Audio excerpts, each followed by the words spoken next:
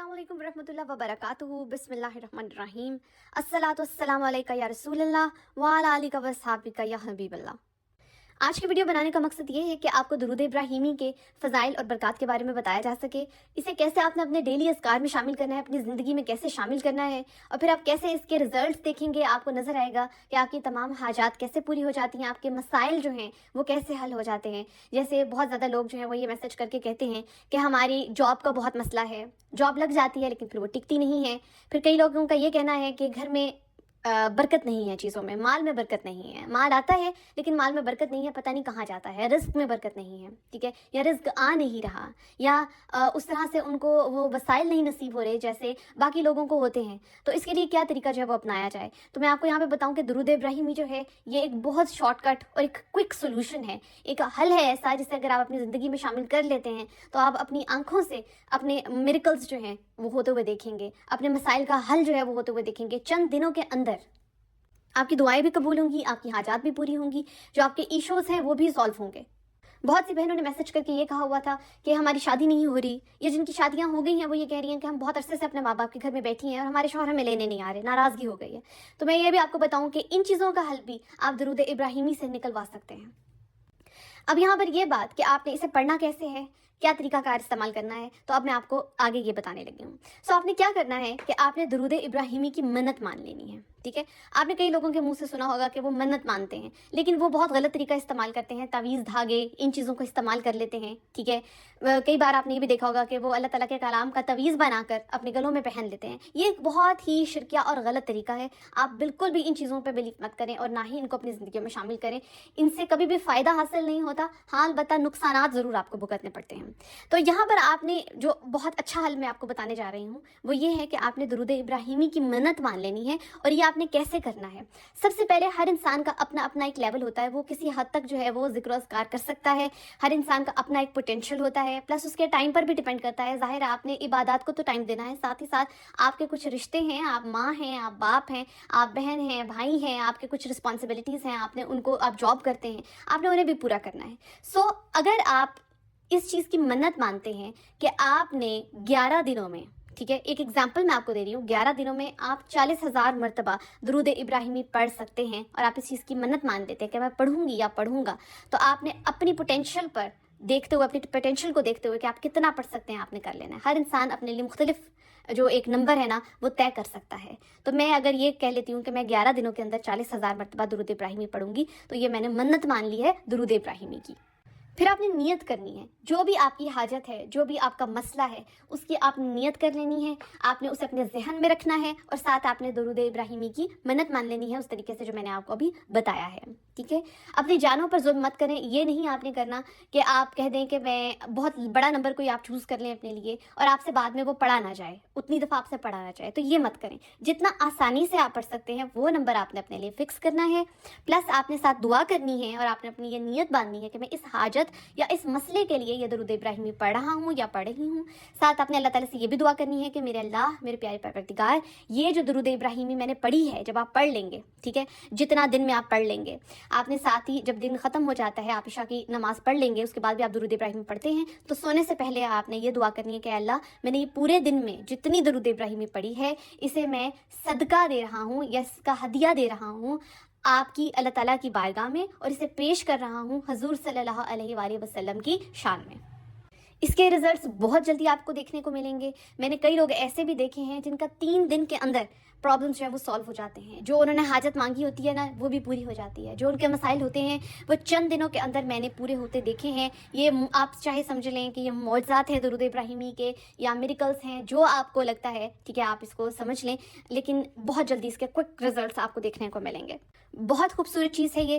Plus आगे मैं आपको एक और चीज़ बताऊं कि जब आप बैठेंगे दुरूद इब्राहिमी पढ़ने के लिए, सबसे पहले तो आपका बावुज़ू होना ज़रूरी है, ठीक है।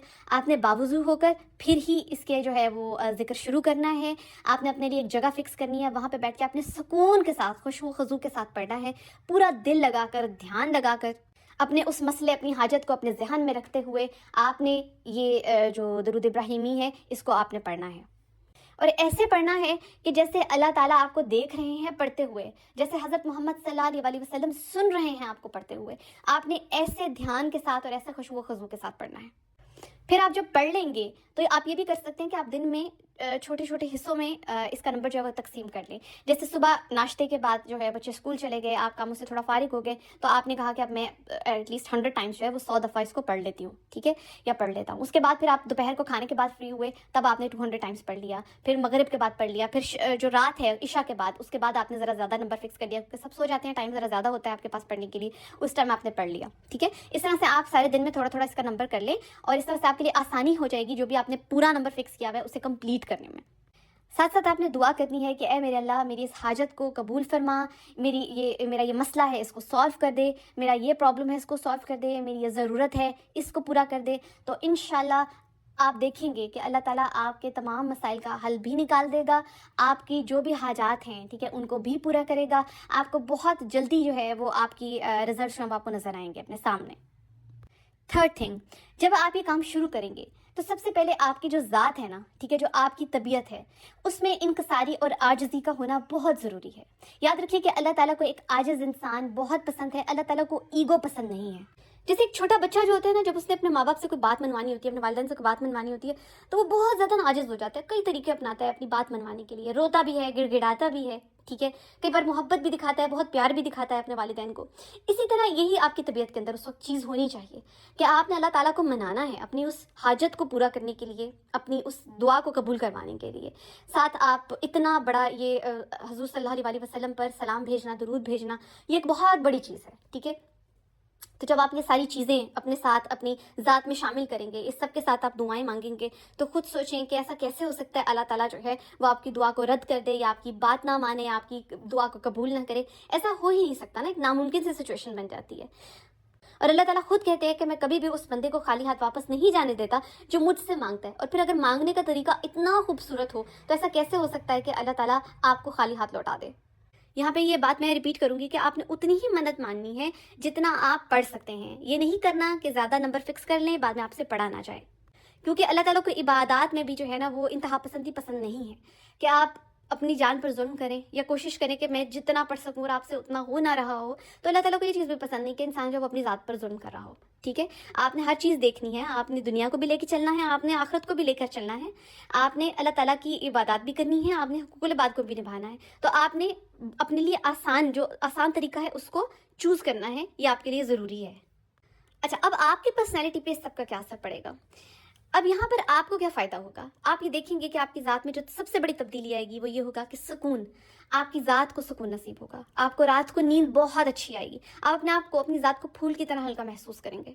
वो जो हमारी पर्सनैलिटीज़ के अंदर एक इंतशार आ जाता है ना, एक बेचैनी आ जाती है। बहुत से लोग मैसेज करके ये भी कहते हैं कि मैं डिप्रेशन में हूँ, मैं एंग्जाइटी में हूँ, मेरी ज़ात में एक इंतशार है, मुझे समझ नहीं आती, मैं बहुत कन्फ्यूज़ रहती हूँ या रहता हूँ। आप ये देखेंगे कि दुरूद इब्राहिमी पढ़ने से उन चीज़ों का ऑटोमेटिकली खुद ब खुद हल हो जाएगा। और आपकी ज़ात के अंदर जो नौरानियत पैदा होती है वो एक सेपरेट ऐड ऑन है आपकी पर्सनैलिटी में, दुरूद इब्राहिमी पढ़ने से, ये इबादत करने से, ये अज़कार करने से। हेल्थ इश्यूज़ भी हल हो जाते हैं। ये एक चीज़ जो थी वो रह गई थी बताने वाली, कि वो लोग जिनको ये लगता है कि उनके ऊपर कोई ना कोई हेल्थ इशू बिला वजह आया रहता है, ठीक है, वो भी सॉल्व होगा इंशाल्लाह। आप देखेंगे कि आपके कितने सारे ऐसे अनचाहे मसाइल जो आपको लगता है कि नहीं सॉल्व हो सकते, वो भी आपको सॉल्व होते हुए नजर आएंगे। आप खुद इस बात के गवाह होंगे। तो ये जिस तरह से मैंने आपको सारा तरीका बताया है, इस प्रोसेस को आपने इसी तरह करना है। अल्लाह ताला हम सब की दुआओं को कबूल करे, हमारे ज़िक्र अस्कार को, हमारी इबादत को कबूल करे। अल्लाह हम सबको अपने हिफ्ज़-ओ-मान में रखे, इंसानों शैतानों के शर से महफूज रखे। इसके अलावा आपके जो भी कमेंट्स होंगे, जो भी मसले मसाइल हैं, वो आप वीडियोस के नीचे कमेंट्स कर सकते हैं, मैं रिप्लाई कर देती हूँ। इंशाल्लाह नेक्स्ट वीडियो में फिर मिलेंगे। जज़ाकल्लाह।